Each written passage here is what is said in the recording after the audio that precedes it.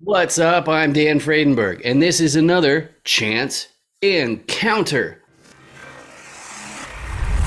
Hey, what's up? I'm Dan Fredenberg. I'm a commercial real estate guy. I'm from the internet.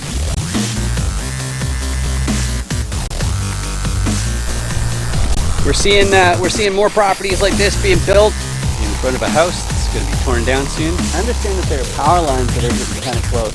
What's up again? This is Dan Fredenberg, and that there is a commercial real estate building.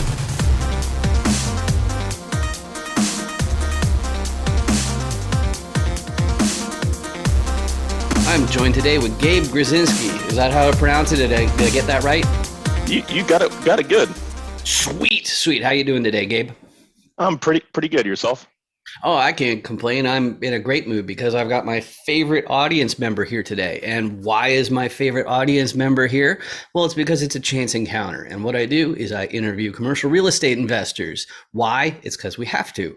But I have just put it into a podcast format. And what we really need to do is we need to get an idea of like, so who are you? What's your level of sophistication? What's your appetite for risk? All that sort of fun stuff. I go through the 5 different motivations that I found distinguish commercial investors from each other. And I go through the 6 different roles in a commercial die, which you can download your own copy, print it out, learn how to effectively communicate on the topic of commercial real estate by printing the thing out, your own die, and you can explain it to your friends and family. But before we get too far ahead of ourselves, Gabe, could you please introduce yourself to the audience?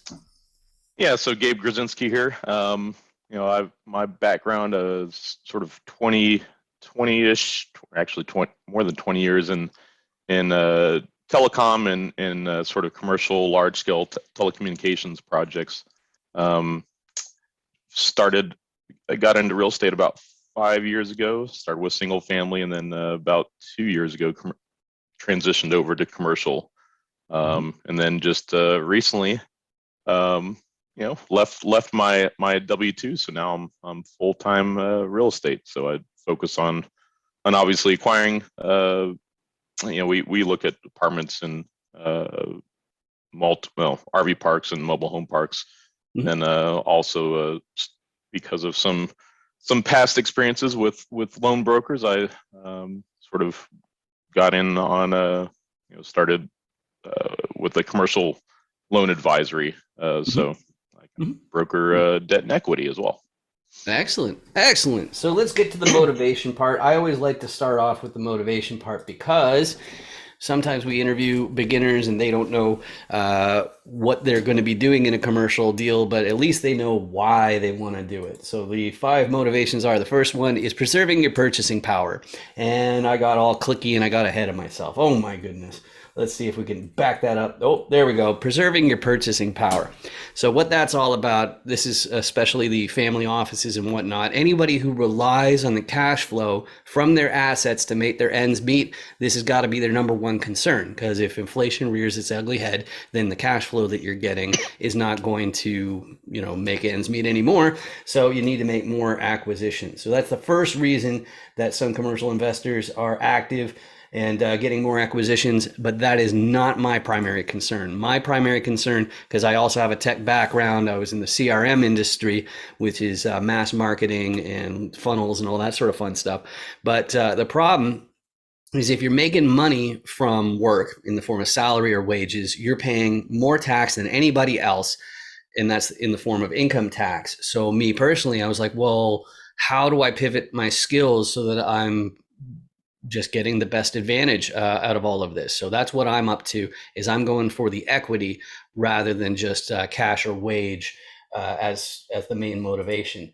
But the most frequently chosen motivation has to be fast tracking retirement. A lot of people, they want to get control of their time. They want to cut down the number of hours per week or weeks per month or months per year that they end up working.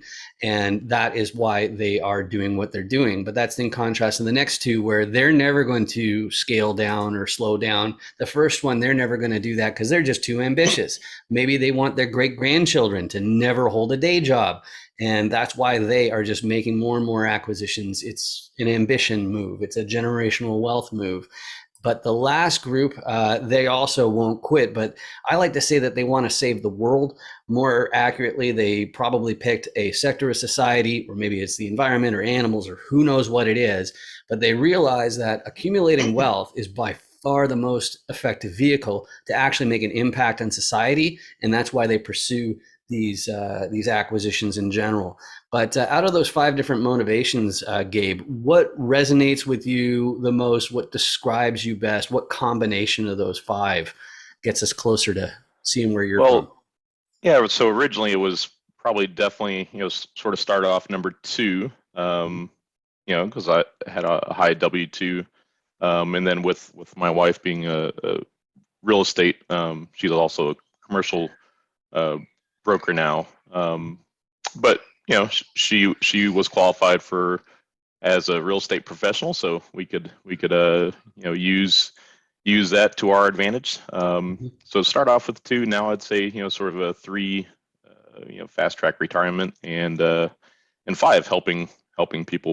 We always give back our first 10% to tithe to the church, and then we usually try to do at least another 5% to a local charity of wherever we're making an acquisition. So That's a beautiful thing. So let's talk about core competencies then. So there's 6 different roles on the commercial role die. Again, you don't actually even need to give me your email address. If you go to dandoesdeals.com, if you want to download and print out your own die. As a matter of fact, the one that's on there is much prettier on this than this one. I've been saying to my wife for about a month, so we're going to have to get this upgraded because it's still kind of ugly, but it still serves the purpose. And the purpose is so that you can learn how to communicate effectively on the subject of commercial real estate, and you also understand my guests as far as where they fit in it. So to do that, let's start off with the repositioner. I got a couple different properties up here. I got some papers, and what a repositioner does is they're an acquisitions person. They're looking at a lot of different properties, and they're doing really 2 main things. One, first, they're going to use the fancy word. They're going to do the underwriting, which means they're doing the arithmetic. They're doing the math. They're saying, hey, is this building actually making as much money as the seller says that it is? But the other thing that they're up to is they're trying to find upside. They're trying to say, okay, well, if you're sufficiently capitalized, you can buy whatever you want. So what makes it a good purchase rather than just a purchase? And the upside that they can find from repositioning is by changing some things. What kinds of things? First of all, they can make more efficient operations. They can get the operators involved to stop those Benjamins from going down the toilet. But there's more to operations than just collecting rent and doing maintenance. There's also the marketing side, which is one of my fortes, which is to make sure that the vacancy rate stays low, and then make some interesting moves as far as that goes. So that's by cutting those expenses. That's one way that you can find upside. Real estate's so hot right now, though, that's probably not going to cut it. So often repositioners end up getting a contractor team to do a value add to end up making the places nicer. And then that way they can charge more in rent. And that quite clearly is upside. But there is one problem that some repositioners have. I'm one of them, which is that I'm from the internet. And if you're from the internet, you're going to need a local. You're going to need boots on the ground, somebody who can be there in an hour or 2, because that's not going to be me, that's for sure. The local is going to make sure that the contractors aren't cutting corners and that they're finishing in a timely manner. And they're also doing the same for the operations. And if you had all of these people lined up in a row and you turn around to a tenant and say, hey, who are all those people? They say, oh, those are the owners. But of course, the reality is it's not quite that simple. The banks get involved in everything. The financiers, if you want to buy a property that's worth millions or tens of millions of dollars, you're going to be going to a bank and you're going to be saying, okay, here's the deal. Here's the team. What you think, Mr. or Ms. Financier? And they're going to say, well, that's all well and good, presumably. But who's your sponsor? And you're going to be like, who's your what and the who now? Who's your KP? Who's your sponsor? Who's the person who already owns a similar asset? That's what they call a sponsor, and you're not eligible for the loan unless somebody in the fold already owns a similar asset. You also have a couple other constraints. One is you have to be able to produce a certain amount of liquidity, and then you also have to have a balance sheet of at least the amount of the loan. But if you have all of those pieces, you've got yourself a commercial real estate deal. So Gabe, as far as core competencies, what you're most likely to contribute to your next deal, what you got? Well, I would say, my, I guess, sort of superpower is underwriting. So the repositioner, and then with a background in program management, and I've done, I'm a Scrum Master and Six Sigma. So operations is something that I sort of excel at. And then, on the loan brokerage side, I do help place and find debt and equities for folks. So so that, I guess that's probably what, 3 or 4 of the deals. And then here recently, we're local to DFW, so there's a lot of folks trying to find something here. I know a lot of them don't necessarily pencil out, but we are actually going to help another group with a deal, somewhat here in this area. So It's hot even in the winter in DFW. it is. At least when it comes to real estate. So, and then as far as a buy box go, when commercial real estate investors talk to each other and we talk about your ideal property, sometimes they call it a buy box.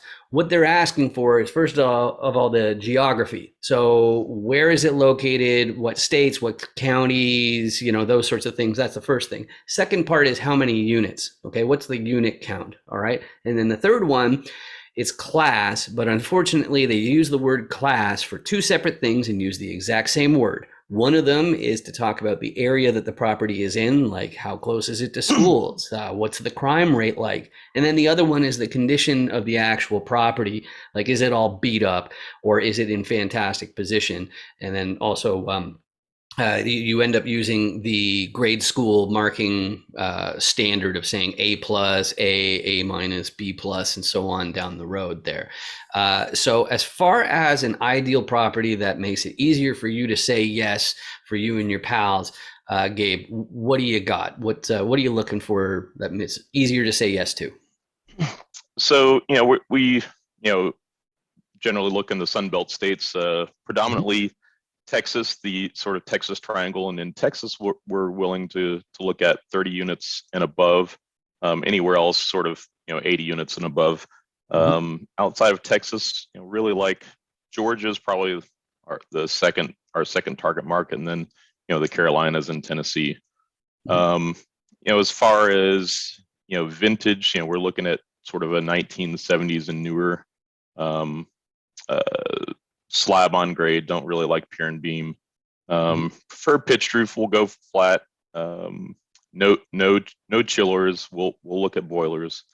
And as far as if we're looking at demographics, we want to see the great schools, the composite score to be at least a 10 between the elementary, middle, and high school to add those numbers up and it equals at least a 10.